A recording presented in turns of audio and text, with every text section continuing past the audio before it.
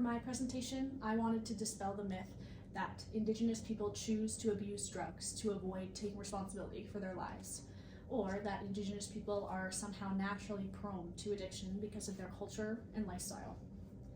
This misconception unfairly places blame on individuals while ignoring the historical and systemic factors contributing to substance use in Indigenous communities.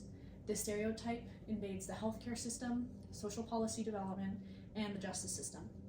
It prevents Indigenous peoples from seeking proper medical care, particularly for pain management. For a quote, I selected one from Gabor Mate that I think really encapsulates the way Canada addresses or does not address the issue in our country.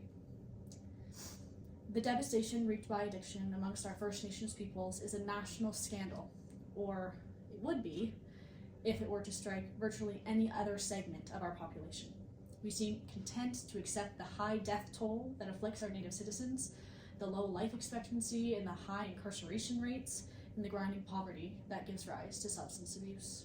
We seem to comfort ourselves with the belief that the endemic drug addiction and alcoholism are simply unfortunate realities for which we, as a society, bear no responsibility. We prefer to let these issues bubble under the surface, choosing to be blissfully unaware of the crisis faced by those who built our great country. Identifying the issue as an internal, unchangeable characteristic allows us to turn a blind eye to the decades of damage that we've caused. So first, what is an opioid? An opioid is a natural, semi-synthetic, or synthetic substance that binds to the body's opioid receptors. They provide a variety of effects, but their main purpose is pain relief as an analgesic. Western Canada, which is what I'll be talking about today, our crisis is centered around fentanyl and fentanyl analogs. Next, defining addictions.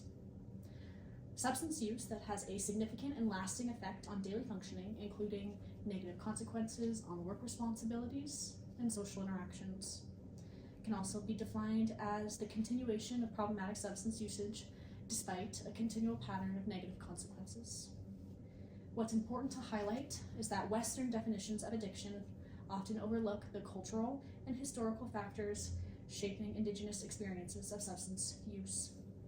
The forced disconnection from land, culture, and traditional healing, rooted in colonization, has contributed to intergenerational trauma and increased vulnerability to substance use. We must move beyond our Eurocentric pathology and instead embrace Indigenous land-based practices and embrace community-led solutions. It is important to acknowledge that the higher rate of problematic substance use among Indigenous populations is not a cultural characteristic, but rather a logical outcome of cultural genocide. Substance use has often been applied as a stereotype to dehumanize Indigenous peoples and detract attention from the conduct of state actors who are perpetuating systemic racism and inequity that gives rise to these negative health consequences. So, let's talk about some of these historical and systemic barriers. Colonization has built decades of barriers to employment, mental health resources, and familial connection. The over-incarceration of Indigenous peoples continues to contribute to the negative cycle of substance misuse.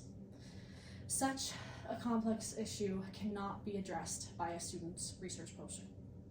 This multi-layer crisis consists of, but is not limited to, intergenerational trauma rooted from displacement, the lasting impacts of residential schools, the over-incarceration and over-policing of Indigenous reserves or nations, health inequities in Canada's healthcare system, and the systemic racism embedded into our social services.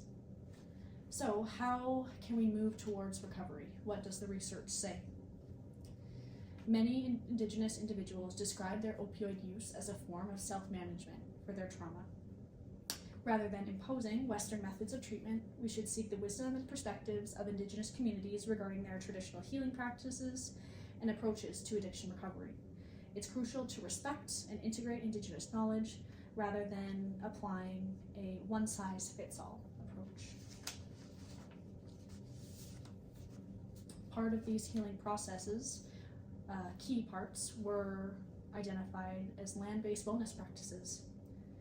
formally trained and registered healthcare practitioners, continual aftercare support, and the tailoring of treatments to each community.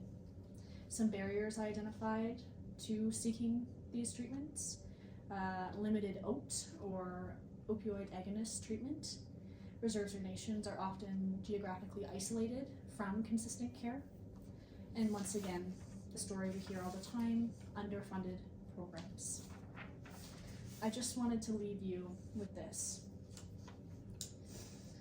To label individuals as inherently prone to addiction or somehow inherently weaker is to set them on an inescapable path. If we point to addictions as a character flaw of all Indigenous peoples, something that is somehow pre-installed into their heritage, we can escape from taking responsibilities for the many generations we have traumatized and displaced and continue to traumatize and displace.